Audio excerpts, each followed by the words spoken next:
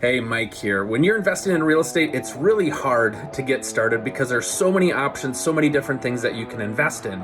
So it's really important to have a buy box established so that you have a set of criteria that you're looking at for properties so that when you see something that's a fit, you know to be able to jump on it. So many times everybody's analyzing every possible deal at any price point, any type of strategy, and what happens is you end up not taking action on anything. So you want to move forward with the right properties. So have that buy box figured out. Here's 6 things that you need to know for establishing that buy box. Number 1, type of property.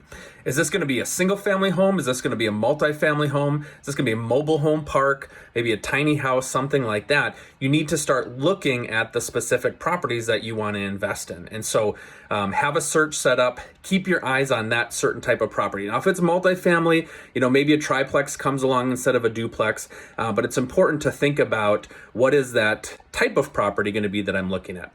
Number 2 is going to be what strategy. So is this going to be something that's more turnkey? Is this going to be a flip? Is this going to be something that I might live in as a house hack? Is it something that I'm maybe going to operate as a furnished rental?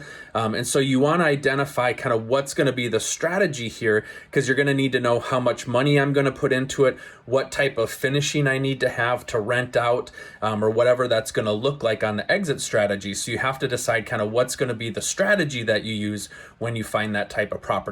Number 3 is going to be the obvious one, price. You've got to talk with a lender, figure out what options are out there. How much can I afford? Do I need to find a partner, somebody to come alongside me to afford this property? And so price is really important. So talk with a couple of lenders, maybe some residential lenders, maybe some commercial lenders. Try to get a feel for some different options that are out there in terms of price and what your payment's going to be. So number 4 is going to be location. Is this going to be an urban environment, suburban, maybe a small town? There's different pluses and minuses in terms of cash flow and appreciation. And so you have a little bit of flexibility here, but you're probably not going to find as good of a cash flowing long-term rental in an urban environment as you would in a smaller town. So you need to decide a little bit of what that strategy is going to be as far as knowing which areas to look in. Because if you live in a large area or an urban area, there's so many different spots to look, and you might miss out on some deals because you're trying to cast such a wide net. So really think about that location, maybe even nail it down to a specific neighborhood. When I got started, it was a property that was on my drive home from work every day. And so I could drive by it and do some work on it. So think about that location. Number 5 is going to be, how are you going to manage the asset? So are you going to do the work yourself? Are you going to have a contractor come in? Are you going to play general contractor and try to line up people to work on the property if it's going to get some work done to it before you rent it out? Or are you going to hire a property manager? So this figures into your numbers that you're running for your calculations. And so it's helpful to know how much work you're going to put in versus who you're going to hire to be able to help you with that. And lastly, number 6 is your exit strategy. So you want to know, when am I getting out of this property? Now, it might not be for a while. It could be 5 years, 10 years.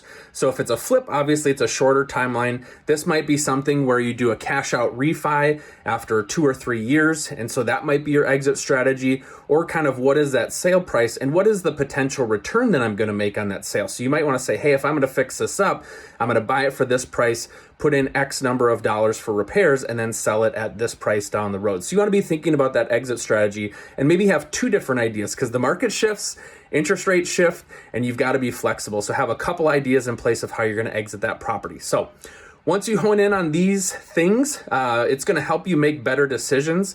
It's going to limit your time and help bring more focus to you to find that right property to move forward. So think through those things, establish your buy box, so that way you know when the right property comes along and it fits your buy box, move forward versus making an emotional decision and coming up with a reason why not to invest. So get that buy box together so you know to move forward on the right properties today.